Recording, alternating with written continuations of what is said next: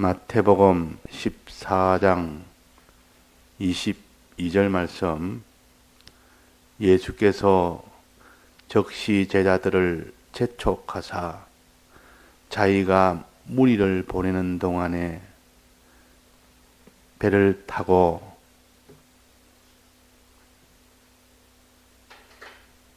앞서 건너편으로 가게 하시고 무리를 보내신 후에 기도하러 따로 산에 올라가시다.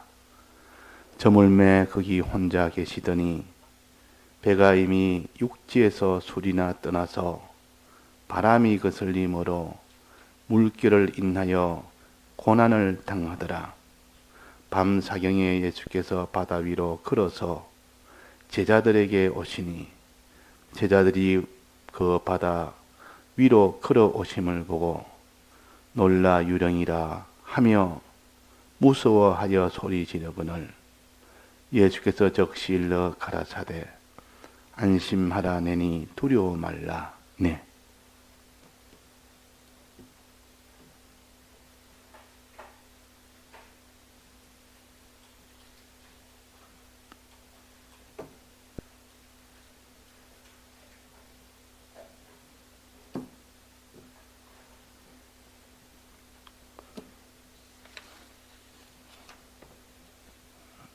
예수님이 제자들에게 명령을 하신 것은 너희들은 배를 타고 건너편으로 가라. 바다 건너편으로 가라.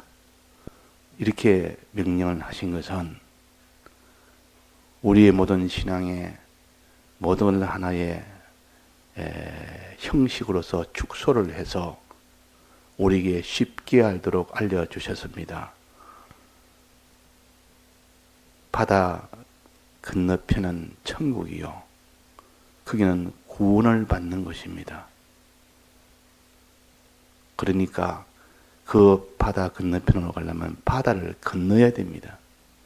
즉 바다를 건너서 바다 건너편에 있는 거기에 도달하도록 해라만 우리에게 천국에 들어가는 이 소망을 주시고 천국에 들어가도록 해라는 이 말씀입니다. 즉 구원을 얻도록 해라는 그 말씀이요. 맨 마지막에 여기 보니까 예수님은 하나님의 아들이라 그렇게 했단 말이에요. 그 말은 하나님의 아들이 되는 그곳이 곧 바다 건너편입니다.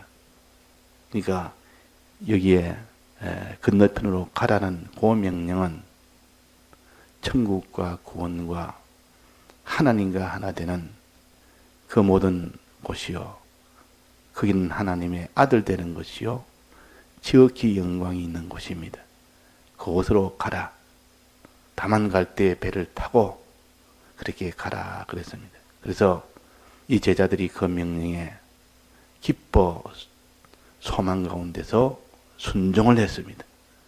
오병이의 기적으로 이렇게 5,000명을 모이고도 12바구니가 남은 그 역사를 보고 주님을 믿게 되고 그분이 이제는 건너편으로 가려니까 그 소망을 가지고 소망도 가득 찼고 주님을 믿는 믿음도 가득 찼고 그래서 그 명령대로 즉시 재촉하여 했으니까 이것저것 다른 거 보지 말고 그대로 배를 타고 건너편으로 가는 것이 제일 중요하다.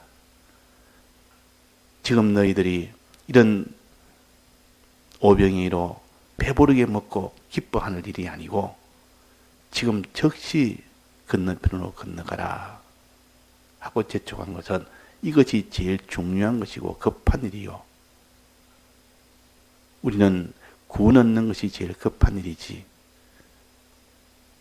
이것보다 더 급한 일이 없습니다. 하나님이 이 땅에서 먹을 것, 입을 것, 거할 곳 넉넉하게 해주니까 막 그냥 그것이 좋아서 막 그냥 거기에 머물기를 원하나 주님은 재촉해서 떠나라. 빨리 건너편으로 가는 것이 중요하지.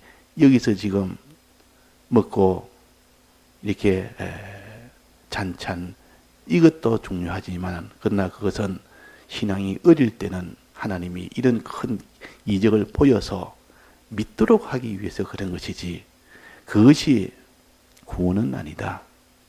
구원이라는 것은 바다 건너편으로 가는 그것이 내 목적이요 구원이요 최종이다. 이렇게 알려서 재촉을 했습니다. 그래서 제자들이 소망 가운데 예수님을 믿는 믿음 가운데 그렇게 배를 타고 가게 됐습니다. 그래서 쭉 가서 건너편으로 도달만 하면 이제 이 제자들은 예수님이 약속하신 그 구원을 받게 되고 천국에 도달하게 되고 거기서 하나님의 아들로 사는 이 영광의 이 권능을 가지게 되는 겁니다. 그런데 계속을 갔습니다. 처음에는 갔단 말이에요. 육지에서 술이나 떠날 때 동안은 잘 갔다 그 말이에요. 근데 그 뒤에 바람이 거슬렸습니다. 풍랑이 불어서 물결이라는 풍랑을 가르치는데 바람 때문에 일어나는 물결을 풍랑이라 그럽니다. 그러니까 바람이라 해도 되고 물결이라 해도 되고 둘을 합쳐서 풍랑이라고도 이렇게 합니다. 풍랑으로 인해서 고난을 받았습니다. 이 풍랑은 여러 가지 사람이 살면서 믿는 사람이 닥치는 여러 가지 고난을 가르칩니다. 여러 가지 어려움을 가르칩니다. 믿는 사람이 잘 지난 사람한테 갑자기 어려움이 닥칩니다. 그 어려움이 닥치니까 지금까지 한 그 신앙생활을 계속을 하지 못하고 그 속에 빠져서 지금 고통 속에 빠집니다. 이것은 이 풍랑은 무슨 풍랑이냐? 그 뒤에서 보니까 예수님을 유령이라 할 정도로 됐으니까 이것은 믿음을 버렸기 때문에 오는 징계의 고난입니다. 믿음을 버렸기 때문에 오는 이 징계의 고난은 왜 주셨느냐? 회개하라고 주신 겁니다. 그러니까 수리를 떠날 때까지는 참 믿음으로 소망으로 순종으로 다른 것 이렇게 돌아보지 않고 오직 목적을 향해서 그대로 향하여 나갈 때는 잘 나갔는데 그 뒤에 풍랑이 일어서 이제는 진전을 못합니다. 왜 풍랑이 일어설까? 왜 풍랑이 오게 됐느냐? 예수님을 유령으로 볼 만큼 믿음이 떠났기 때문입니다. 왜 믿음이 떠났느냐? 왜 믿음이 떠났느냐? 이걸 유추를 해보면 목사님이 해석하시기로 이제는 제자들끼리 모여서 이제는 그 길을 향하여 건너편으로 가는 그 길에만 집중하여 가다가 제자들끼리 이야기하고 또 배를 타고 가면서 또 이것저것 둘러보고 또 가면서 이렇게 노젓는 그 일에만 또 신경을 쓰고 그 일에만 집중을 하고 그러다 보니까 주님을 잊어버린 겁니다. 그 일에 집중하다 보니까 주님을 마음에 잊어버렸어요. 건너편으로 가라는 그 명령도 잊어버렸습니다. 잊어버리고 그냥 노젓는 그 일에만 집중을 했지. 또 같은 제자들끼리 거기서 그냥 주님보다는 제자들끼리 그런 이야기에 집중했고 또 주위의 환경에 이런 배를 타고 가면서 환경에 집중하고 그러다 보니까 주님을 마음속에 서서히 잊어갔고 또 주님의 이 명령을 서서히 잊어간 겁니다. 그러니까 목적이 없습니다. 신앙생활을 하다 보면 천국을 향하는 이 목적은 잊어버리고 신앙생활 처음에는 가졌다가 나중에는 그거 다 잊어버립니다. 주님이 하라는 그 명령대로 이 순종을 하는 그 일에만 집중하다 보니까 목적도 잊어버리고 주님이 내게 명령했다는 주님도 잊어버리고 그 구원의 목적도 잊어버리고 그냥 신앙생활은 자체만 생각하다 보니까 믿음이 차차차차 소멸되면서 이제는 타성적인 신앙생활을 하는 겁니다. 매일 하니까 노젓니까 노젓는 그 일에만 신경을 썼지 다른 데는 신경을 안 쓴다 그 말. 주님도 잊어버리고 주님의 명령도 잊어버리는 그런 일이 됐기 때문에 크게는 구원은 없습니다. 진전이 안 됩니다. 건너편으로 못 갑니다. 항상 우리의 믿음 생활이라는 것은 주님을 믿는 그 믿음과 주님이 내게 건너편으로 가라는 그 명령과 그 소망을 가지고 그대로 항상 잊지 않고 순종하여 나가는 이것이 신앙의 길인데 이 생활을 중단을 해버린 겁니다. 이 생활. 그 원인은 제자들 간에 같이 있다 보니까 제자들 간에 있는 관계를 더 중히 여기고 노젓는 그 일에만 집중을 하다 보니까 또 주위의 환경에 이래저래 둘러보다 보니까 처음하고 다른 마음을 가지게 됐습니다. 그래서 주님을 잊어버린 제자들, 건너편으로 가라는 그 목적과 명령을 잊어버린 제자들, 그거를 고치게 하기 위하여 예수님이 풍랑을 보낸 겁니다. 바람과 물결을 보냈다 그 말이에요. 바람이 일면 바다에서 그것이 물결이 생깁니다. 그것을 풍랑이라고 그러는데 우리에게는 어려움이 온다 그 말이에요. 풍랑이라고 배에서 풍랑만 나면 그게 어려움 아닙니까? 목숨이 위태로운 어려움이요. 굉장히 큰 어려움이요. 우리에게 어려움이 올 때는 이렇게 주님을 잊어버리고 주님의 이 명령을 잊어버렸을 때 오는 그 명령은, 그 고난은 징계의 고난입니다. 잘못했기 때문에 오는 것. 그걸 고치라고 오는 어려움. 징계의 고난이라. 징계의 고난은 무엇을 요구합니까? 회개를 요구하는 회개해라. 주님을 다시 찾아라. 주님의 이 명령을 다시 찾아라. 내 마음에 주님이 충만하고 내 마음에 주님 명령이 충만해서 이제는 그런 생활을 해라. 이 생활은 무슨 생활인 거니? 그러니까 육지에서 떠나서 수리나 갈 때까지 그 생활은 죄를 짓지 않는 생활이요. 이 거룩한 생활이라 그럽니다. 거룩한 행실. 내가 죄를 지어서는 안 되겠다. 항상 죄 짓지 않도록 기도도 하고 죄 짓는 것을 싸워서 죄 짓지 않도록 하고 그 거룩 생활이요. 그 일을 잘했어요. 또 선한 생활, 하나님 중심 생활, 늘 하나님을 바라보는 생활, 하나님을 의지하는 생활, 하나님을 위하고 하나님께 순종하는 생활, 또 하나님께 예배드리는 생활, 이런 생활을 잘 해 나왔던 겁니다. 또 그 다음에는 사람들에게 복음을 전하는 생활, 이것이 수리나 갈 동안 이 생활이 잘 됐다 그 말이에요. 잘 됐다. 죄 안 짓는 이 거룩 생활, 하나님을 바라보고 의지하고 하나님께 예배드리는 이 선한 생활, 또 다른 사람을 사랑하여 복음을 전하는 생활, 이 생활을 하니까 하나님 보시기에 그것이 쭉쭉 앞으로 계속 나아갑니다. 그것이 우리의 신앙생활 아닙니까? 이런 신앙생활로 나아가다가 이 생활이 차차 줄어듭니다. 껍데기는 되는데 속은 하나도 없습니다. 예배는 보는데 예배 생활하는데 차차 예배 생활에 알맹이는 없어지고 껍데기만 자꾸 남고, 또 하나님을 바라보고 의지하는 기도 생활과 의지하는 생활이 껍데기는 있는데 실제로는 속은 다 이미 다 험해져 버리고 주를 사랑하는 마음도 안에는 다 없어졌다고 말이에요. 또 죄와 싸워서 이기는 생활이 아니라 실제로 죄를 짓는 생활을 하게 됩니다. 또 다른 사람의 복음을 전하는 생활이 아니라 다른 사람의 복음을 전하는 모양만 있지 실제로는 복음을 전하는 것이 아니라 오히려 다른 사람에게 믿음을 손해 보이는 그 일을 한다.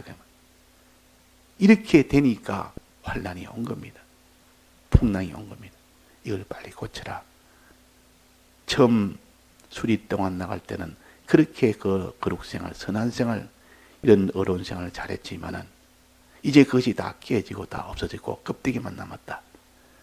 그걸 고치라고 풍랑을 주셨는데 그 풍랑을 만났을 때 예수님이 구원하러 오셨는데 너희들 회개케 하기 위하여 오셨는데 유령이라 하면서 오히려 무서워서 도망을 가려고 했습니다. 피할 수가 없지만은 가까이 오기를 두려워했습니다. 그러나 예수님의 음성을 듣고 완전히 변했습니다. 음성을 듣고 난 뒤에 예수님인 줄 알았고 예수님이 알았으니까 그 자리에서 다 회개를 한 겁니다. 음성을 듣고. 무슨 음성입니까? 안심하라 내니 두려워 말라는 말씀을 들으면 아무리 죄를 지어도 말씀을 듣는 생활을 계속하면 거기서 하는 말씀이 탁 자기한테 느껴지고 깨달아지고 이것이 오게 됩니다. 그래서 너희가 시험에 들었거들랑 이 죄 속에 들었거들랑 불의 속에 들었거들랑 이렇게 악한 자가 되었거들랑 거기서 회개를 해야 되는데 회개하도록 하는 그 길은 말씀 듣는 것이 회개할 수 있는 길이다. 말씀을 놓지 말아라. 주의 음성을 들으니 그제서야 주님이시다. 이제 주님 앞에 내가 지금까지 무슨 짓을 했느냐. 자기를 돌아봅니다. 풍랑을 만나기 직전에 어떤 심리가 되었고 어떤 생활을 내가 했느냐. 그런 죄 짓는 죄악의 생활이요. 또 거기는 이런 악한 생활이요. 하나님이 진노하는 그 생활을 했다. 그것이 생각이 나니까 그제서야 회개를 하게 됩니다. 우리가 이런 생활이 신앙의 계속이 되어야 됩니다. 항상 주님 앞에 이렇게 술이나 잘 나가는 기본 신앙 생활이 바로 되어야 됩니다. 죄 안 짓는 생활 바로 되어야 되고 항상 죄와 싸우는 생활 되어야 되고 그 다음에 하나님을 모시고 사는 생활 되어야 되고 그 다음에 끝까지 이 복음을 이렇게 우리가 전할 수 있는 생활이 되어야 되는데 막 그것이 차차차차 이 주위 환경에 따라서 자기 있는 옛사람의 그런 것으로 인해서 점점 그것이 희미해지고 약해지고 이럴 때 바로 회개를 해서 돌이키면 되는데 회개 안 하면 하나님이 풍랑이 옵니다.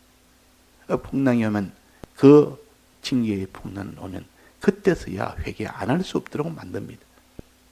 그래서 그때라도 회개를 적지 하고 나니까 그 뒤에는 그 풍랑으로 인하여 고난이 없어졌습니다. 풍랑이 그친 것이 아니라 예수님이 함께 하니까 회개하고 나면 그 소망으로 인해서 그 고난이 자기는 고난으로 여기지 않습니다. 그래서 회개하면 그 사람은 그 풍랑으로 인한 고난이 다 없어져 버립니다. 회개하면. 그래서 우리는 아브라함도 하나님 앞에 믿음으로 갈대아 우르에서 나와서 가나안 땅까지 왔는 잘했습니다. 믿음으로 그렇게 나왔지만은 거기서 흉년을 만나니까 바로 가지 말라는 애굽 땅으로 내려가 버렸다 그 말이에요. 그 애굽 땅에서 내가 지금 무엇을 하느냐? 거기서 아내가 아내를 빼앗겼지. 또 거기서 자기도 지금 죽음의 직전까지 왔지. 하나님이 그런 고난을 줘서 회개케 했습니다. 거기서 회개하고 이제 돌아온 이것이 아브라함이요. 믿음의 조상도 그런 과정을 다 거쳤는데 우리도 다 그런 과정을 다 수없이 거칩니다.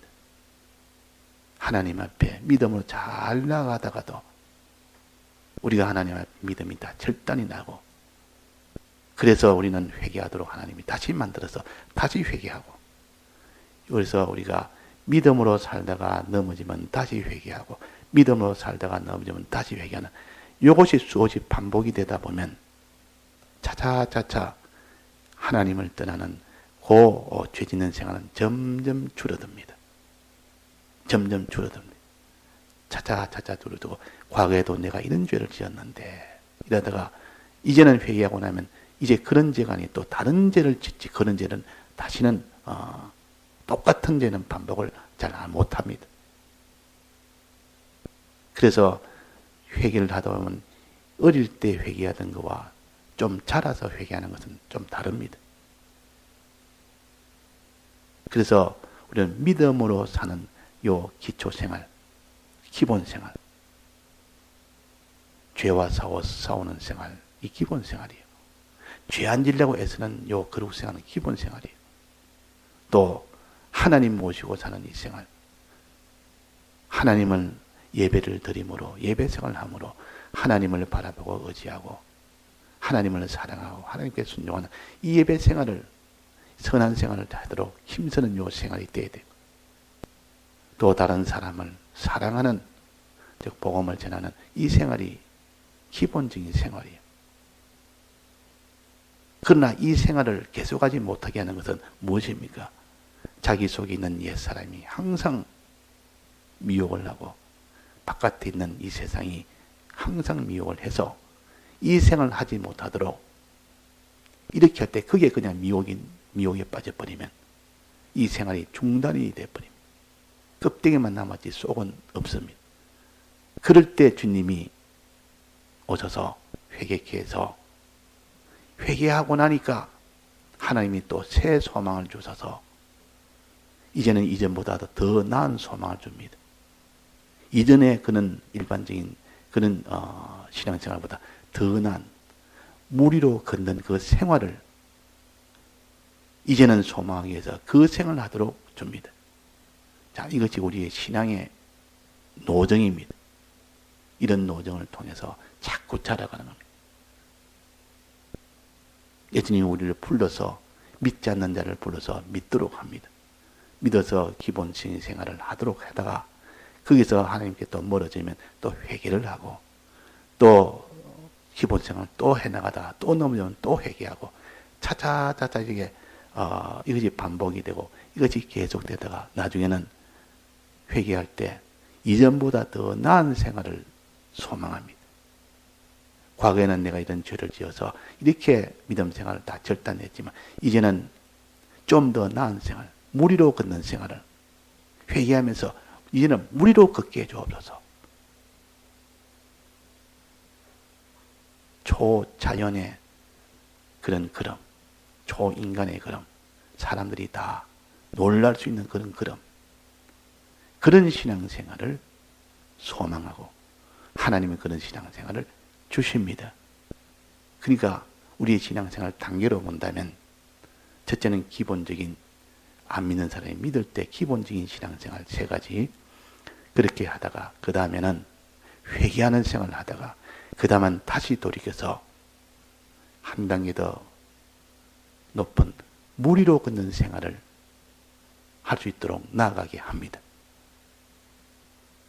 이것이 우리의 신앙생활의